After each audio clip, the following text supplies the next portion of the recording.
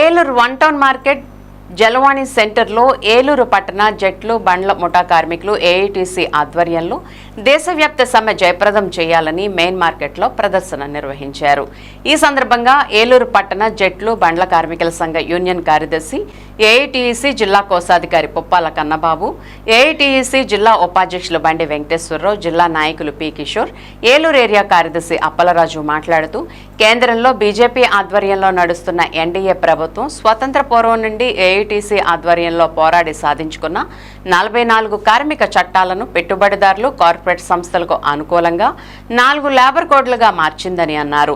Labour కోడ్ల పేరుతో కార్మికుల హక్కులను హరిస్తుందని విమర్శించారు.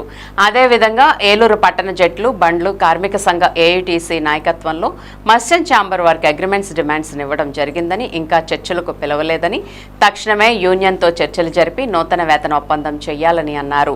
ఇంకా ఈ కార్యక్రమంలో ఏఐటీసీ నాయకులు కోలా వెంకట భాస్కర్రావు, ఏలూరు పట్టణ జట్లు బండ్ల కార్మిక సంఘ యూనియన్ నాయకులు సిరిసొర్ల సోమేశ్వరరావు, పెచ్చేటి నూకరాజు, కరణం సురేష్, కంటపరెడ్డి భాస్కర్, సుందరపు శ్రీను, గేదెల ఈశ్వరరావు, ఎం నాగరాజు తదితరులు పాల్గొన్నారు.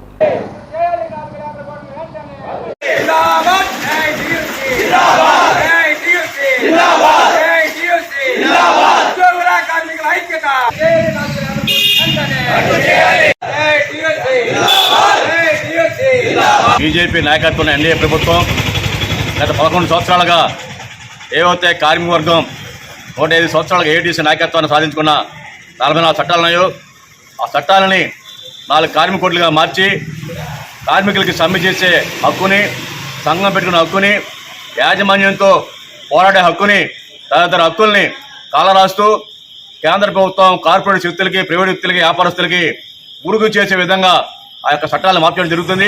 దానికి వ్యతిరేకంగా ఈ నెల 20వ తేదీన 4 లేబర్ కోడ్లని రద్దు చేయాలని చెప్పేసి డిమాండ్ చేస్తూ సంఘటితపరిచి పెద్ద ఎత్తున ఆందోళన చేయడం కోసం ఏఐటీసీ నాయకత్వాన కేంద్ర కార్మిక సంఘాలు ఉద్యమం చేస్తామని తెలియజేస్తున్నాం.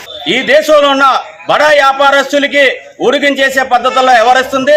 దీనికి నిరసనగా ఈ నెల 20వ తారీఖున జరిగే సమ్మెలో కార్మికులంతా కూడా పెద్ద ఎత్తున పాల్గొవాలని, అలాగే ఏలూరులో ఉన్న వర్తక సోదరులు మర్చెంట్ ఛాంబర్ వారికి విజ్ఞప్తి, ప్రతి 2 సంవత్సరాలకి జరిగే ఒప్పందాన్ని కొనసాగించాలని, లేని పక్షంలో 20వ తారీఖు దాటిన తర్వాత అవసరమైతే సమ్మె కూడా దిగడానికి జట్ల సంఘం సిద్ధంగా ఉందని చెప్పి తెలియజేసుకుంటున్నాం. తదితర డిమాండ్లతో రేపు 20వ తారీఖున పెరుగుతున్న దేశవ్యాప్త సార్వత్రిక సమ్మెను జయప్రదం చేయాలని, అలాగే పెరుగుతున్న ధరలను అరికట్టాలని, అలాగే వ్యవసాయ కార్మికులు కానీ అలాగే ఉద్యోగ సిబ్బంది అందరికీ కూడా ఈ యొక్క చట్టాల వల్ల ఉన్న హక్కులని కోల్పోతున్నాము.